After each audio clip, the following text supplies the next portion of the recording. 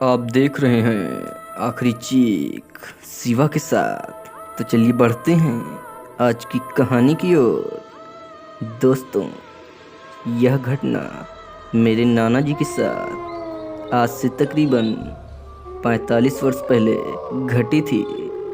मेरे नाना जी बताते हैं कि यह बात उस दिन की है जब वह ईंट भट्टे से काम करके अपने घर ऊंची गांव जा रहे थे। सर्दी का मौसम था और तकरीबन 7 बज रहे थे। सर्दी के दिन में वैसे भी जल्द ही रात हो जाती है। मेरे नाना जी भी घर जाने के लिए खनवारी जंक्शन पर पहुंचते हैं। उन्हें स्टेशन पर पहुंचते पहुंचते रात के तकरीबन 9 बज चुके थे। जब मेरे नाना जी ट्रेन के बारे में पता करते हैं तो उन्हें पता चलता है कि ट्रेन को आने में अभी लगभग 2.5 घंटे और लगेंगे। मेरे नाना जी सोचते हैं कि अब तो बैठे बैठे मैं बोर ही हो जाऊंगा कि तभी मेरे नाना जी के दिमाग में एक बात आती है कि क्यों ना स्टेशन के बाहर घूम लेता हूँ। मेरे नाना जी अपना सामान एक मेज़ पर रखकर वहाँ घूमने के लिए निकल लेते हैं। ठंड काफ़ी होने के कारण मेरे नाना जी को चाय पीने का मन होता है। मेरे नाना जी टहलते टहलते स्टेशन से काफ़ी दूर निकल चुके थे, इसलिए वह चाय की दुकान ढूंढते ढूंढते थोड़ी दूर और निकल जाते हैं। पहले तो मेरे नाना जी को कहीं भी चाय की दुकान नहीं दिखाई पड़ती, लेकिन थोड़ी देर बाद मेरे नाना जी को उस अंधेरी चमकीली रात में एक दुकान दिखाई पड़ती है। मेरे नाना जी थोड़ी देर तक उस दुकान को देखते रहते हैं। तभी मेरे नाना जी को उस दुकान पर एक आदमी हाथ में बीड़ी लिए कस मारता हुआ दिखाई पड़ता है। मेरे नाना जी के अंदर उम्मीद की एक किरण जागती है कि चलो कुछ तो सही हुआ जो यह दुकान मिली, वरना ठंड में क्या होता मेरा। मेरे नाना जी अपना पाँव जल्द जल्द उस दुकान की ओर बढ़ाने लगते हैं। तभी वहाँ बगल में लगी हुई स्ट्रीट लाइट तेज धीम होने लगती है। जब मेरे नाना जी दुकान के करीब पहुँचते हैं तो मेरे नाना जी को पता चलता है कि यह कोई चाय की दुकान नहीं बल्कि शराब की दुकान है, जहाँ सिर्फ लोग शराब पी रहे होते हैं।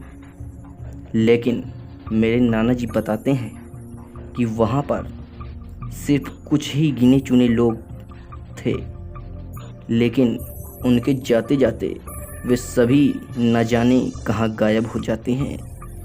तभी मेरे नाना जी को बीड़ी पीने का मन होता है। मेरे नाना जी उस शराब की दुकान के अंदर जाते हैं और बीड़ी की एक पैकेट लेते हैं और बीड़ी पीने लगते हैं।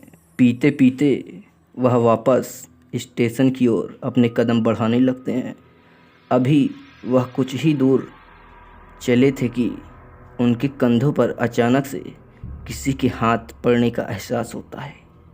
जब मेरे नाना जी पीछे मुड़कर देखते हैं तो वहाँ पर कोई नहीं होता है, लेकिन अचानक से जब मेरे नाना जी सामने की ओर देखते हैं तो उनके चेहरे के बिल्कुल सामने करीब 62 साल का एक बूढ़ा खड़ा होता है।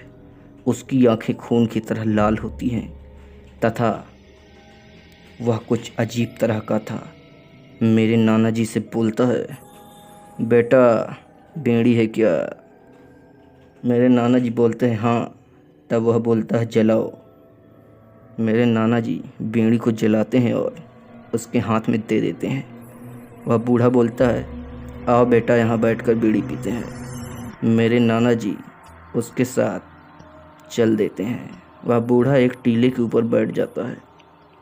मेरे नाना जी को भी बैठने को बोलता है, लेकिन मेरे नाना जी उस टीले पर नहीं बैठते। उनकी नज़र जब घड़ी पर जाती है तो ट्रेन के आने का वक्त हो चुका था। मेरे नाना जी जल्द से स्टेशन की ओर वापस मुड़कर चल देते हैं। मेरे नाना जी अभी कुछ ही दूर चले थे कि उनके मन में एक बात आती है, क्यों ना उस बूढ़े को देख लिया जाए, वह क्या कर रहा होगा। जब मेरे नाना जी पीछे मुड़कर देखते हैं तो वह बूढ़ा उस टीले से गायब होता है और वहाँ पर कोई टीला नहीं बल्कि एक पुरानी कब्रिस्तान होती है। यह सब देखकर मेरे नाना जी समझ जाते हैं कि यह कोई आम इंसान नहीं बल्कि कोई शैतान है, और मेरे नाना जी वहाँ से दौड़ते हुए भागकर स्टेशन पर आते हैं और तब तक स्टेशन पर ट्रेन भी आ चुकी होती है। मेरे नाना जी ट्रेन में बैठते हैं और चुपचाप अपने घर वापस आ जाते हैं। तो दोस्तों, यह रही मेरे नाना जी के साथ घटी एक सच्ची और डरावनी घटना।